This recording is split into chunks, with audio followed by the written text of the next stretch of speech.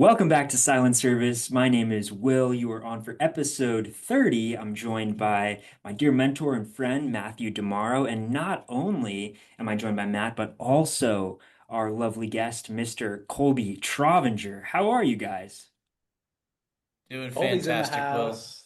Let's Yeah, go. get it going. Great to have you here, Colby. I'm Pleasure to excited. be here, Will. Guys, Great. I have a confession. You do? This is my first threesome. No,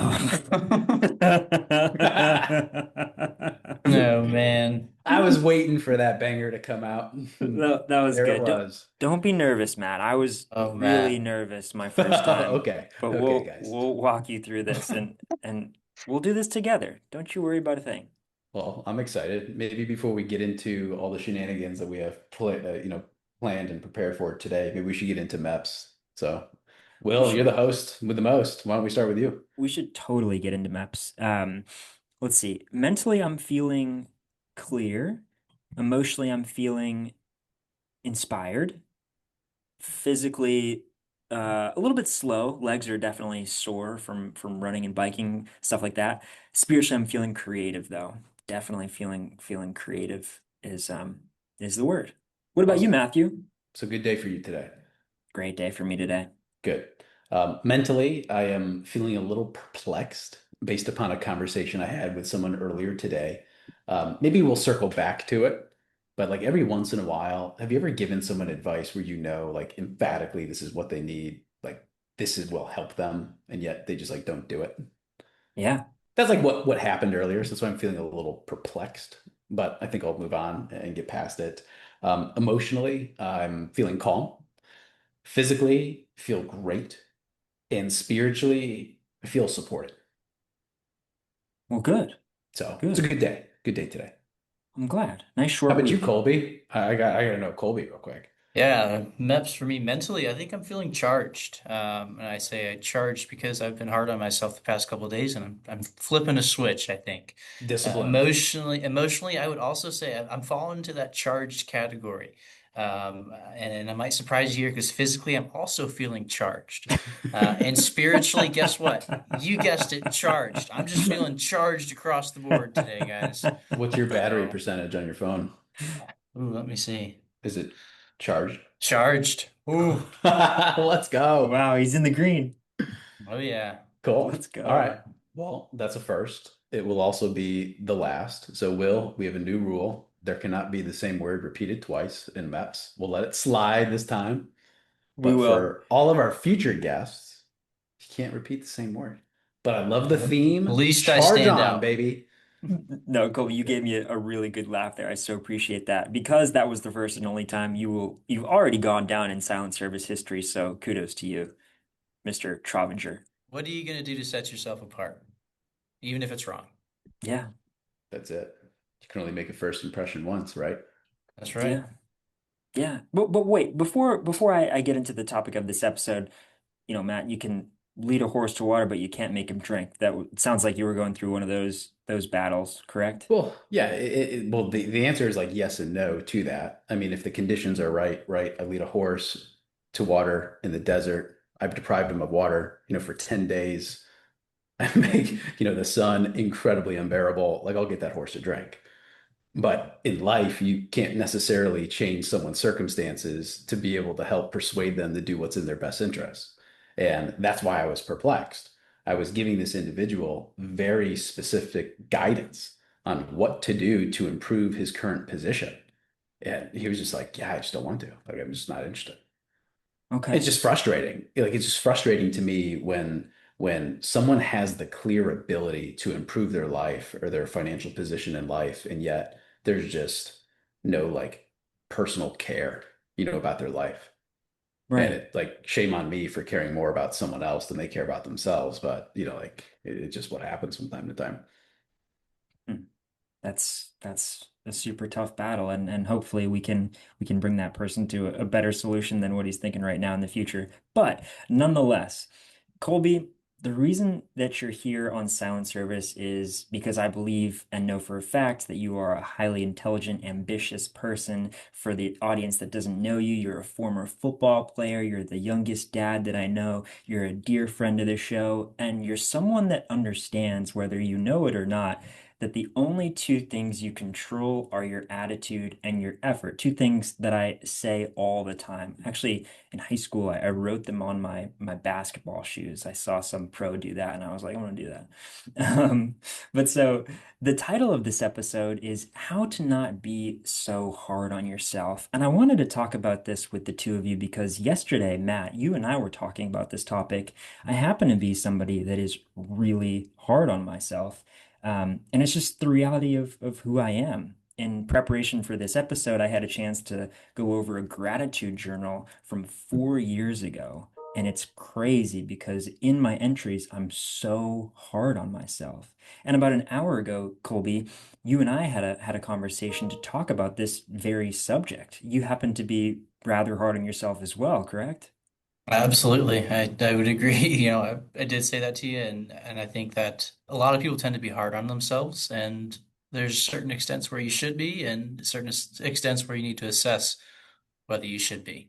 Yeah. Will, would you mind like getting vulnerable and sharing one of the journal entries so I can like better understand what you're referring to? Because I think, like what's hard is different for each and every one of us. Like being hard on myself may look very different to me than it does to you, Colby, and you will.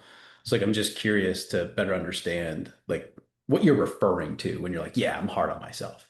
Yeah, yeah. So basically, all throughout my preparation, I summarized a variety of my entries, and a lot of the entries came down to a few segments, if you will, that I felt I was lacking. One of those being confidence, and I wrote here that confident people don't live in the past, and I wrote in caps, "Stop living in the past. There, you can't go back there. What's done is done." And I said, confident people remember what happened, but they don't let it affect their ability to move forward. And I must have read that journal entry dozens of times 4 years ago. And I'm still thinking about that and I'm still working on that. And hopefully I can learn a little bit from you Will, get both. out of the past. Yeah, yeah. Sometimes that's all it is. Just, you know, like snap out of it, knock you upside the Sure. head. So, Yeah, I get it. I think for me when I like think about like being hard on myself, sometimes it comes with some personal guilt. Like if I'm reading something because I have a short time frame, to really understand like a public security, or I might miss, like a window of opportunity. So I neglect like one of my children, right? Because I'm reading like an article on my phone. And then the next day I'll have like a lot of self-guilt, like because of that. So it's more so like the guilt I put on myself, and that's usually how I recognize like whether I'm being hard on myself or not. Maybe you guys just have a totally different perspective, but for me, like it comes more through the form of like the feeling of guilt, mhm. than anything else. Yeah, yeah, no, I can totally relate to that. And Matt, you being so gracious and sharing so much advice with me, I figured with Colby being the youngest dad I know, you might be able to help him out in that regard. So on this topic of being a parent, a young dad, Colby, is there a way, and for you too, Matt, is there a way in which you've learned to give yourself grace as a young dad? Because Matt, you are a young dad as well. So I was just looking to pick your brain on that topic. I'd say, you could be hard on yourself, but you have certain expectations as an individual. Everybody has an expectation for what they see their life to be and how you expect certain things to go. And I think it's all in assessing what your expectation was and was that realistic? If it was a realistic expectation and you didn't accomplish it, I think at that point you should be hard on yourself, and it's either you didn't put in the work or didn't do the right thing that you know you should have done. Um, and the other side to it is, was it an unrealistic expectation? You didn't accomplish it. Well, now it's time to assess, should I even have had that expectation without achieving other things before? So I think it comes to the expectations that you set for yourself. And then when you don't achieve your expectations, uh, again, assess if how hard you should be on yourself at that point. Yeah, Okay. I couldn't agree with that more. And to take it even further, it's like when you think about expectations, I rather have expectations on controllables that are actually like controllable. Hmm. So, like, so frequently we're fixated on an outcome, especially with a child.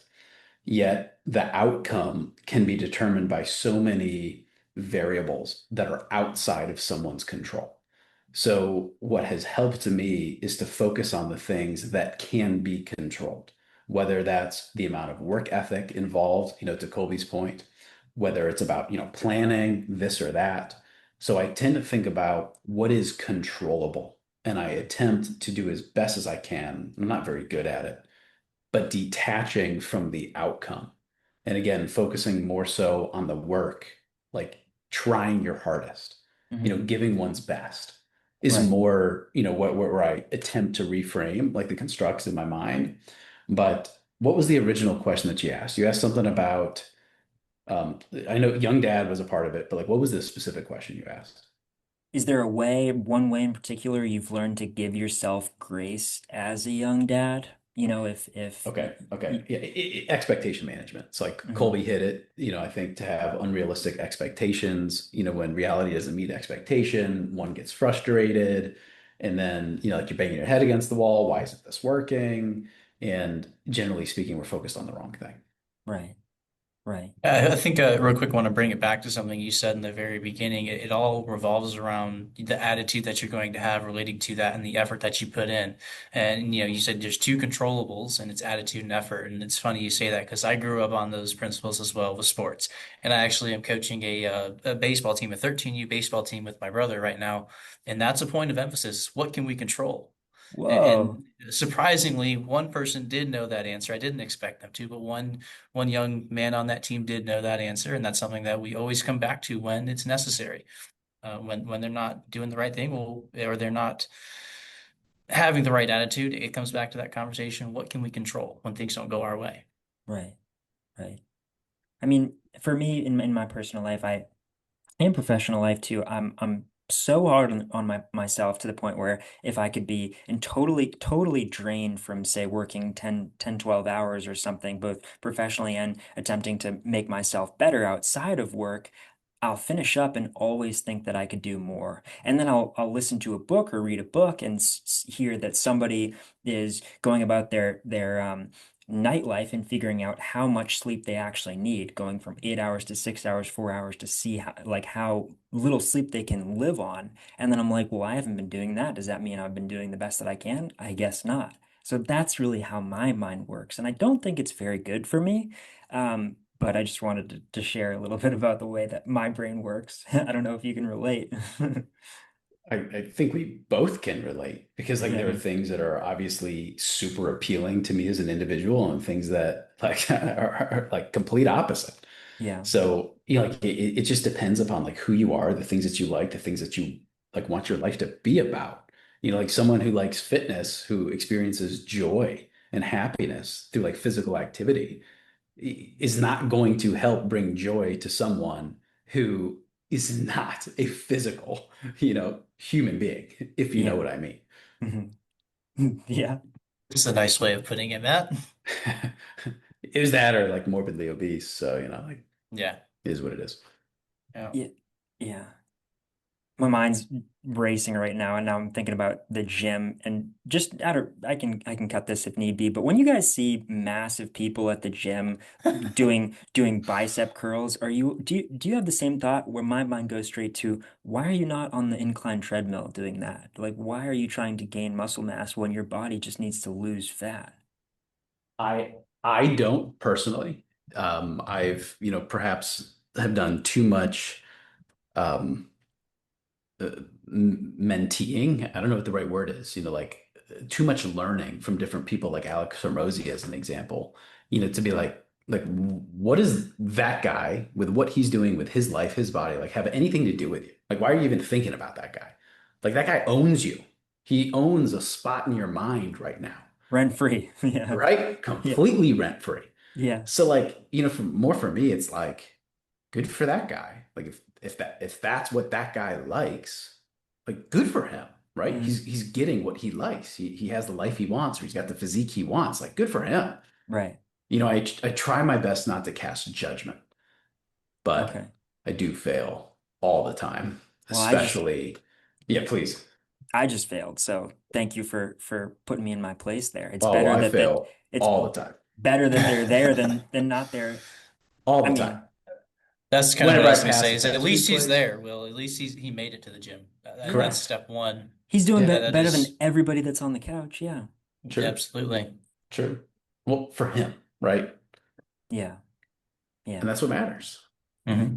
Matt, it's interesting. You just brought up Alex Ramosi, who's somebody that I like to learn from as well. But somebody also that's relatively new to me that I like to learn from is this guy, Alex Benanian. Hopefully, I'm saying his name correctly. And I wanted to bring this author up because he wrote a book called The Third Door that is absolutely fascinating.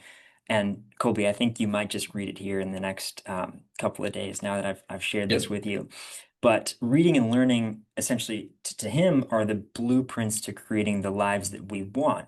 And he has this core principle that I love. He intends to learn as much as possible from people that came before him to turn the hindsight of those that came before him into his own foresight, which I absolutely love. And the reason I wanted to do this episode is because of Alex and because of one single YouTube video as well. It's just called Advice from an Old Man. And the basic principle of the episode is do not the YouTube episode is do not believe the myth that it is important to be hard on yourself in your 20s.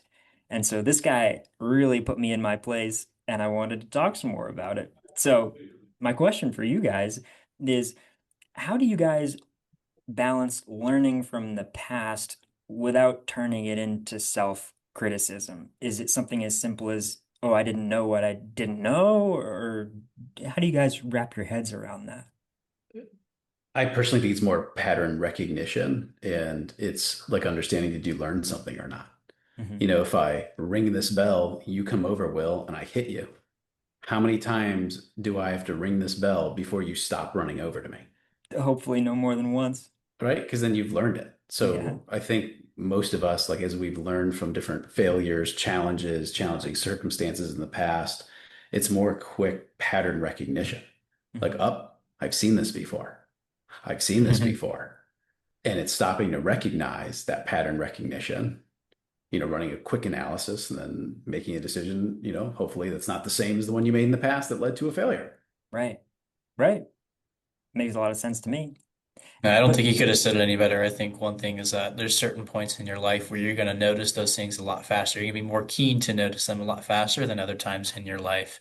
But it couldn't be said any better there, Matt. I think as you age, obviously it becomes much easier to see these things. Like you're reaching into a much deeper knowledge base, much, mhm, much deeper. Think about like how advanced the new ChatGPT is versus the very first version. Like I see that as somewhat similar into a human's mind, just with age, to be able to tap into an 80-year-old's life experiences, mhm, everything that they've been exposed to mhm. have access to that. Just like incredible. So like the human mind is just so special. And I'm genuinely like very afraid that there is going to be tremendous atrophy with the human mind, especially with all of the AI tools out there. So it is a concern of mine. And I'm going to do my best to teach my children how to use it as tools, but not like as a replacement for thinking. Yeah, Hmm. fascinating. I was literally having a conversation with Thomas Zink, who was on our last episode, and he was concerned about this same topic. And I brought up the idea that I truly believe AI is supposed to help us as opposed to harm us.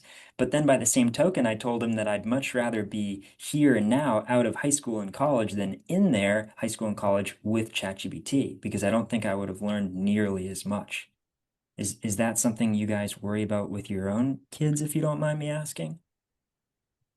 It's so interesting because I do learn a lot with ChatGPT and I learn Hmm. faster because of like how quick I'm able to gain insights into some very complex questions.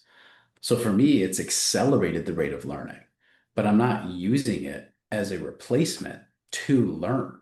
Right. Like okay, I have to write, I'm in high school, right? I have to write a 3-page paper on this particular topic.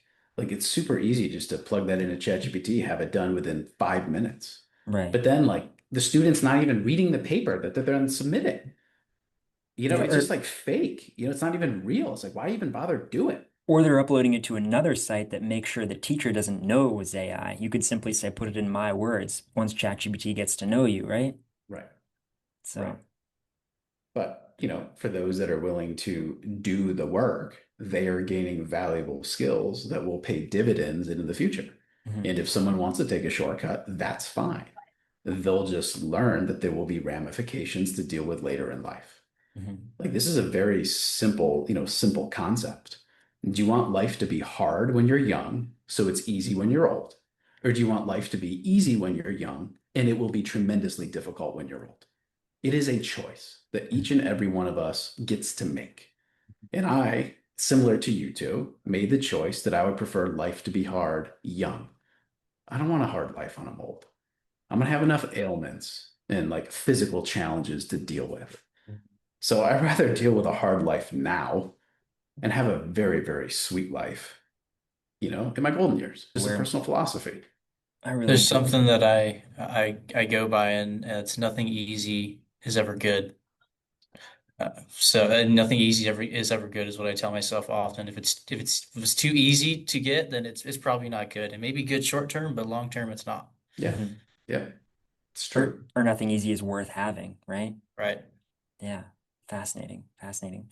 Now, I am curious though. I understand that some of us are better at being less hard on ourselves than others, but do you guys ever have seasons? Matt, you and I have a mutual friend named Connor who often talks about these seasons of life he either Hmm. Hmm. enjoys or endures. And sometimes I do think I have seasons where I'm really hard on myself, and then I have these seasons where everything seems to be going my way, and I don't ever think about this episode topic whatsoever.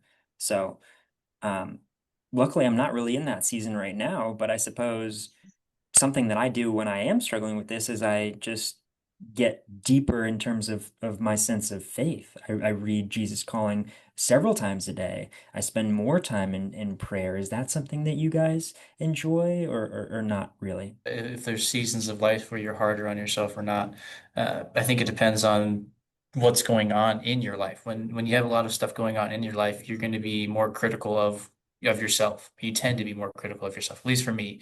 And when things are going great, when you're hard on yourself, it doesn't seem like you're being as hard on yourself. Why? Because you're Mhm, still achieving good things, achieving success per se. So being hard on yourself is just another stepping stone to get to that next success point. mhm. When you have a lot going on negatively, then it doesn't come off the same way. Hmm. Yeah, I agree with that. Are there seasons of suck? Yes, there are. Are there seasons of relaxation, celebration, joy? Of course. Just like there's seasons of, mourning, right? When we lose a loved one. It's like we all go through these different ebbs and flows. But, specific to your question about, you know, the season of suck in, early in life. My season of suck was effectively from 13 years old until we'll call it like 26, 27. So talk about a long season of suck That's because a it was lot of head days. down. It was head down. Let's build. Let's focus. Let's work. I didn't have time to be hard on myself. I was so busy working. So this concept of work-life balance for me between the ages of like 13 and 26, 27, like didn't really exist. Yeah, I was able to make time for who is now my wife, and I'm grateful that she was with me, during those crazy, chaotic days where I was traveling all the time and wasn't substantially present Or didn't even know the day of the week. Yeah. or didn't know the day of the week, but like the grind was real. It sucked. But I said to myself, like, I'm not going to be thinking about this, 10 years from now. I'm actually, if I do think about it, I'm going to be thinking about how grateful I am that, like I did the work today and I don't have to do it, tomorrow. Mhm. And that's been the general philosophy. But for your question of prayer, where it's like, I guess I'll call it seasons of prayers. Like, is that volatile? Like, does that go up and down? And it's a question that I don't think I've ever been asked before. And I don't think the answer is yes. I'm pretty steady, pretty even keel with my relationship and my conversations, like on a daily basis. But what I have just recognized, literally, like as I'm thinking, about this answer, I guess, when I'm in moments of the season of suck, I am more grateful, like for what I have. And when I'm in more of a period of relaxation, I am more supportive of him and I'm asking him, like, what more can I do for you? So like in the hard seasons of suck, it's like I'm not necessarily like focused on other people, helping other people. It's more like, hey, I'm just grateful for what I have. Like, thank you. Like, thank you for another day. Right. But when I'm in that, season of like relaxation, consumption, this or that, it kind of like changes and I do look a little bit more outward. Yeah. Yeah. Because you can't help others until you fully help you. Always. Correct? Right. Cup Right. has to spill over. It's so interesting to me, Matt, because you told me to read Think Like a Monk by Jay Shetty, and I listened to I've since treated my car like the classroom, thanks to Tom Hopkins. And he says, don't focus on how grateful you are to have what you're grateful for, but focus on what your life would be like without what you're grateful for. Does that make sense? That's wild. Yeah, that Yeah. is a wild, wild thought. So it's not what you have that you're grateful for, but you have to focus on the absence of that, right? And ever since I learned that, I think about that all the time, which makes me go deeper into prayer because, you know, another journal entry of mine, I wrote, when you acknowledge God's presence in your life, he takes a substantial weight off your shoulders. And then a few lines down, I wrote, the easiest way to pray is to express gratitude. So it sounds like that's what you do, as opposed to helping other people. You're so focused on your relationship with God, Matt, that you're expressing your gratitude to him, which makes him smile down upon you more than you ever know. Hmm. Never thought about it in that loop, but I No. think you're right. Yeah, I think you're absolutely right. Well, Yeah, it's cool. unique. Cool. Yeah. So yeah, I running through these journal entries, I can't even tell you how crazy it was because I was 20 years old when I was writing these things. I wrote, I don't focus on what I don't have. I am the only person that I need, which sounds like I was going through a real tough time, apparently. But no, I You're like, just in hindsight, doesn't feel like it, but reading this, maybe. yeah, yeah. Do you guys happen to have these journals I stowed do. away in some I bookcase? do. Yep. I have one. I Colby, I don't know if you do or not. no, I do not. Unfortunately, that's one thing that I hear you guys talk about through the podcast, and I hear other individuals talk about what they've journaled or wrote down and have notes of their past and where they were. That I think is something I need to start doing so I can have these reflections as well. So I just pulled one out from my desk. My first entry in this one is December 7th of 2015. Oh man. So, to go back in time a decade and to be able to read about like the things that I wanted. I have like someday goals, 5-year goals, 1-year goal, next year goal. I'm writing out statements that I'm grateful for things that haven't happened yet, just embracing the law of attraction. And Mm. it's crazy when I reflect and go back through most of this I've accomplished. And it was just like, come on, man, like, why the hell didn't you think a lot bigger? Like that's just like in hindsight, I just go back and I'm like, could it have been that easy? Like just add another zero, like to all of these goals. Like, is that really all it would have taken? It's kind of unique to be able to go back through and look at this. So it is fun to do. It's fun to reminisce on. And I typically revisit around once a year. So I put like new goals in to this book. It's not just like a gratitude journal. So I'm not just, like doing sentences. It's more of a goal setting journal slash gratitude journal. Right. Was that your first time you started journal entering was 2015? I think so. Yeah. But what puts it into perspective for me is that time for you was the age that I am now. Yeah. And so Which is it's crazy. That's it awesome. is That is it so is cool. crazy. That just is all the more reason for me to be starting to do those things because of what you have achieved and what it took for you to get there. There could be a blueprint for success. It doesn't look the same for everybody, but there's similarities between what's achieved through success. Yes. So in 2015, I was the general manager of a fitness facility. My total compensation was 85,000.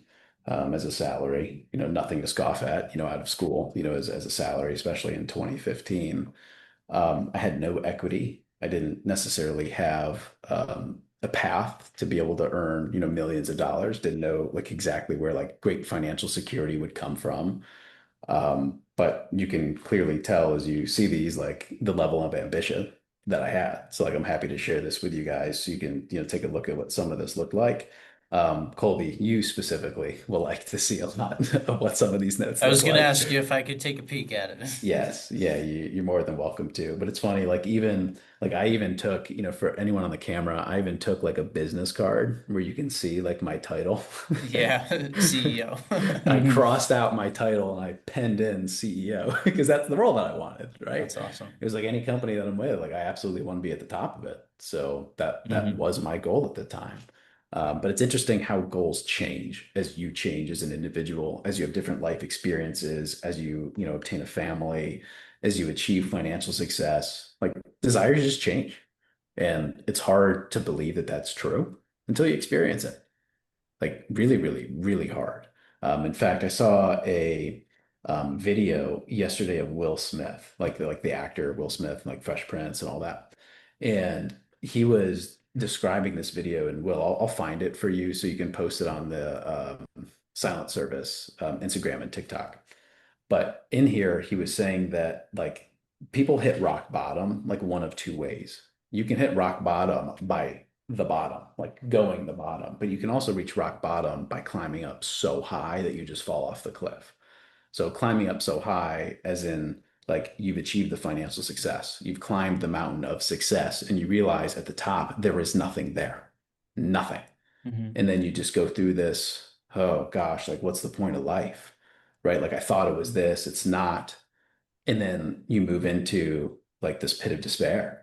It's just unique to be able to hear him talk through this. And he has a very hard time catching the right words to be able to describe that as a journey, but I can relate to it. Perhaps not at his level, especially with fame, but I can relate to what he's talking about. And I just wish more people got exposed to this and could believe it for what it is and not have to be the type that's like wet paint. Like, I don't believe that. Let me touch it and see. Like if you tell me that like these eggs are rotten, I'm not going to eat it to like find out if that's true or not. I'm gonna take your Right. word Yeah. for it. Okay. I don't know why that doesn't happen more often. It's like there's just too much skepticism in the world now, and we just don't trust each other as humans. And there's so much snake oil and people taking advantage of another that, like I guess probably that's the reason why. I don't know. Right, right. Matt, the way that I'm receiving this thought process of yours is my brain's going directly to a quote from Jim Carrey. And tell me if you guys have heard this before. I think everybody, this is Jim, I think everybody should get rich and famous and do everything they ever dreamed of so they can see that it's not the answer. Have you heard that before? Yes. Yeah. And, again, not being famous, but I do agree with it, Yeah. at least from like the monetary side. But what's so funny is I don't think people necessarily believe him when he says that. Like I would I didn't. I would bet you that I did if not. Like I'm telling you, I did not. yeah, yeah. Well, exactly. I'm agreeing.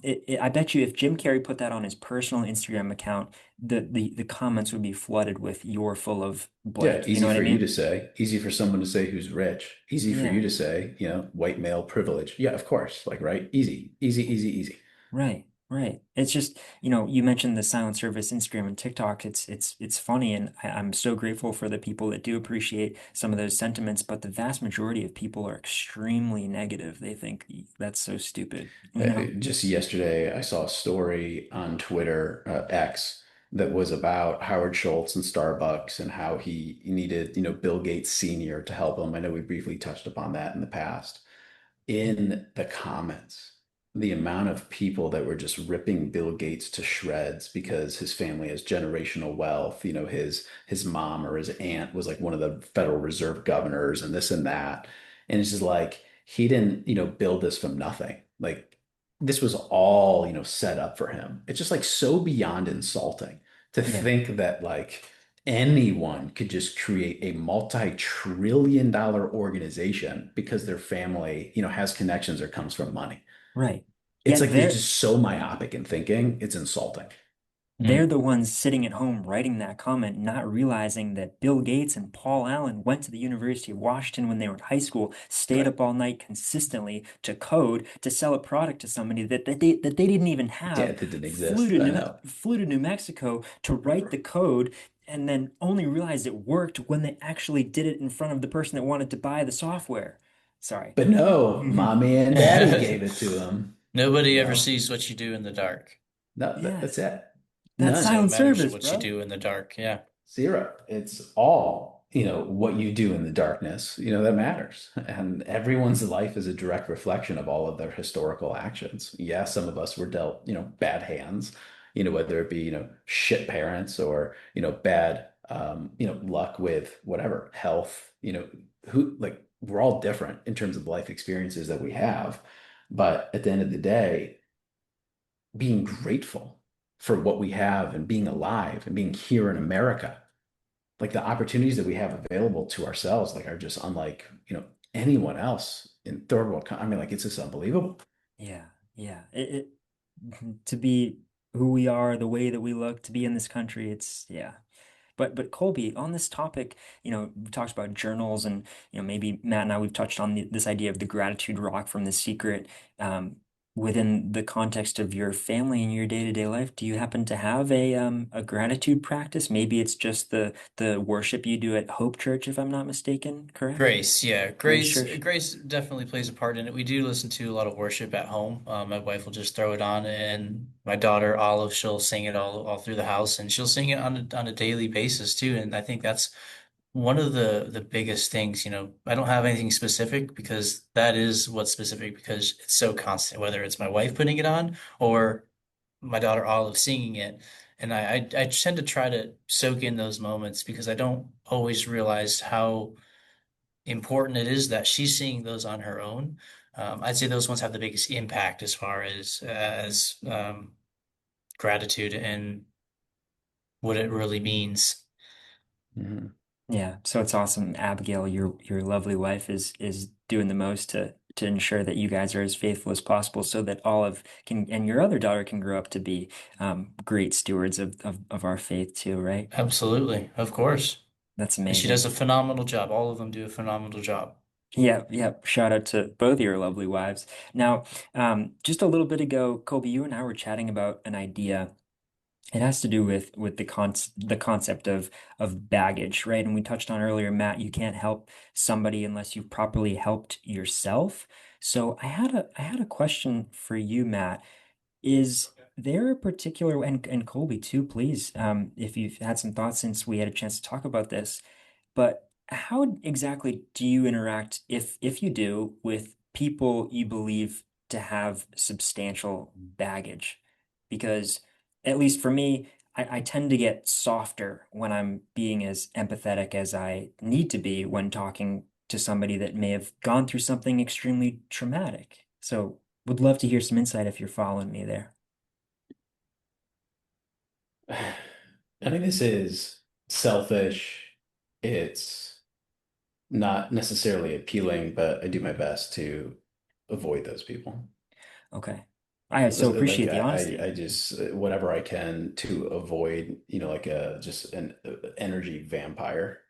Like I will, because people with tremendous amounts of baggage tend to be those energy vampires. Mhm. And misery loves company.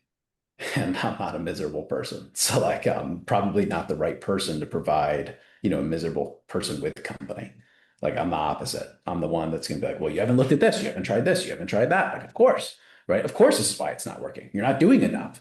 And then it just spirals. So I don't necessarily think that I have the appropriate personality, patience, outlook to be able to handle someone like that. Mhm. So that's just being as real as I can be with you. Think I sometimes depending on the individual and the situation, it's best to ignore it, like you are saying, or avoid it because that sometimes is truly what's best for them, is to not entertain that conversation they want to have about whatever baggage it is. Because most of the time, it's either drama or creating drama. So sometimes the best practice for those would be to avoid it altogether. So I agree with you, Matt. Um, it's something that I'd say more recently starting to come to realize would be best practice for myself and my family.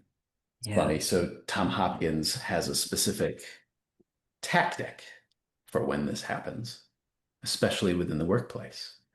And Tom Hopkins likes to say, if someone is coming to you and it's this classic, misery loves company, they just want to complain about their life, the baggage.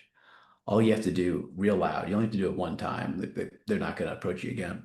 All you got to do is bad seed, bad seed, bad seed, and they'll just I walk think away. that would work.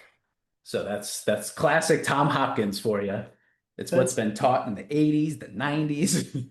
It's more so around like the water cooler, type conversations where just bad Yeah. seed. and please tell me, Matt, have you ever exercised this method by chance? Jokingly, I have a couple of times, but Did you no, mean it not deep that. down though? Uh, Probably. Probably. yeah, Yeah. yeah, Yeah. Bad yeah, I seed, think so. bad seed. Yeah, bad seed. So, yeah, Yeah. next time someone's complaining around here in the office, if you hear me scream bad seed, you know what's going on. Yeah. Yeah. Yeah. Why I want to be courteous to your time, but both of your times, but I just ask that because I find that people who have experienced some trauma or have some baggage, like we've mentioned, tend to be the hardest on themselves. And for me, in case it would help a listener out there, I wanted to share another quick journal entry from my journal, if I can find it here. Um, this was about 4 years, no, 3 years ago, and I was sitting at a coffee shop across from a little girl with Down syndrome, and I was actually in this wild little town in Iceland. I won't even try to pronounce it, but I was just sitting there all alone, and I noticed something about myself. I noticed how happy this little girl was. She was eating some chocolate cake. And all of a sudden I felt so grateful that all of my body parts and my mind were working so incredibly well. And what I noticed about myself was that I always get super empathetic when I see somebody like this. And it always makes me soft. And I'm immediately no longer hard on myself whatsoever for the rest of the day. And I was wondering if you were Matt or Colby, do you feel this way every single time I see somebody that might be less fortunate with than me? Maybe they're missing an arm or just have some kind of neurological, you know, It's I frustration, if think you will. I don't know. yeah, I think this is something that Matt reminds me of a lot. I tend to lean into Matt for advice on what direction I should be going or what I should be learning or educating myself on. And one time we were having a conversation in his office, and it did come around to my current situation and what I should be doing to get out of it. And then he just so happened to look out the window, and there's an individual with a physical disability. And he Mm. says, "You think your situation's bad? Take a look out the window right now. Now, does your situation seem as bad compared to that?" And I think it's important to find little reminders that regardless of what you're going through, there's always worse. And if you sit in your situation and think, "Oh, poor me," you're never going to get anywhere. You shouldn't feel sorry for yourself. Yeah, I don't think you should feel sorry for yourself. yeah, I agree. And I think we need to remind ourselves of that too. There's always someone that has it better, always someone that has it worse. So you Hmm. can look up, you can look down, you'll be able to find either direction. You'll be Yeah. able to find it. So if you're gonna look, you might as well look one way. You might as well look down to at least make yourself feel better, right? Like if we have the choice to do something that makes us feel good or makes us feel bad, why would you choose the one that makes you feel bad? Yet people choose the one that makes them feel bad over and over and over again. It's like they just can't stop. Right, right. Huh. Yeah, it's fine. This might be a little bit gross, but my mom always says that change is always good for a wet baby. So I guess most people aren't willing to change whatsoever. Guess not. No, sometimes the pain of change needs to be greater than making the change itself, in Yeah, order to like do it. right, right. So sometimes, people just aren't sick of their situation enough to truly Yeah. make a change. Yeah. I But at the guess, end of the day, like words speak louder than actions, right? So if you find yourself as being one of these individuals that likes to complain a lot, or you recognize that you're saying the same thing over and over again without anything changing, like that should be an indication, right? Pattern recognition. That should be an indication that it's you, that should be making a change right now. hmm. Yeah. Yeah. I guess for the listener, as I was going through my entries and just thinking about our episode here, I noticed in reference to that story about the girl with Down syndrome, I can always be incredibly hard on myself until I imagine a a world where we all take a step back, or me myself take a step back and just appreciate what I have. I'm no longer hard on myself. I'm no longer thinking, why am I not here? And I'm supposed to be there. So I just think it's really important to focus on gratitude, because it seems to me that being hard on yourself sort of goes away. So Yeah, I agree. yeah. Well, I so appreciate. Well, first of all, do you guys have any closing thoughts before we finish up? Colby? I appreciate you inviting me on the podcast. Maybe there'll be a future episode where I can join in as well, but I appreciate you just even considering me to be here. So thank you, Will and Matt. Thanks for Yeah, joining us. yeah, of course, of course. I know Olive and the kids at home are very lucky to have you as their dad, Colby. Looking forward to continuing to learn from you here in the future. Now for our quote of the day, this was actually sent in from Zach Williams. Apologies, guys. I keep having some technical difficulties, but it's just simple from the St. Lucians, and it's said that laughter is good for the soul. So that's another little. If you ever really hard on yourself, just laugh it off. Whatever you like to make yourself Just laugh. laugh a little. Oh Theo yeah. Vaughn, whatever. Just laugh a little. Just laugh a little, brother. So, yeah, with that, just a little reminder, don't take your life too seriously. Enjoy each moment and take it for what it is. And we'll be sure to see you next time on Silent Service. Thanks, guys.